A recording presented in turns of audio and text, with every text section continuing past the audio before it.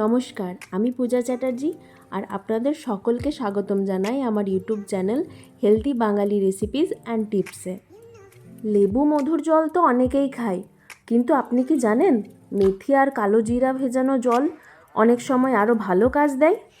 আজকের ভিডিওতে বলবো কোনটা কাদের জন্য বেশি কার্যকর আর কখন খাবেন। কালো জিরে জল শরীরের টক্সিন বের করে, হরমোন ঠিক রাখে আর ওজনও কমায়।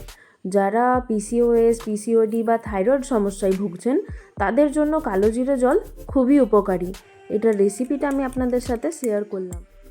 1 গ্লাস ভর্তি জলে হাফ চামচ কালো জিরে নিয়ে নিন এবং সারা রাত ধরে এটা ভিজিয়ে রেখে দিন। সকালে এটা আপনার ড্রিঙ্কটা রেডি হয়ে যাবে।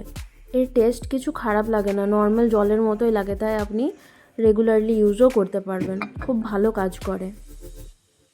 এবার আপনাদের সাথে শেয়ার করব মেথি ভেজানো জলটা কিভাবে তৈরি করে রাখতে হয়। হাফ চামচ মেথি 1 গ্লাস জলে সারা রাত ধরে ভিজিয়ে রাখুন। সকালে খালি পেটে এই জল পান করুন। এটা ব্লাড সুগার নিয়ন্ত্রণে রাখে, পেট ফাঁপা কমায় ও মেটাবলিজম বাড়ায়। আপনার যদি গ্যাস, ওজন বেড়ে যাওয়া বা ডায়াবেটিসের সমস্যা থাকে তাহলে মেথি ভেজানো জল আপনার জন্য খুবই উপকারী। যত জলদি পারবেন সেটা শুরু করুন।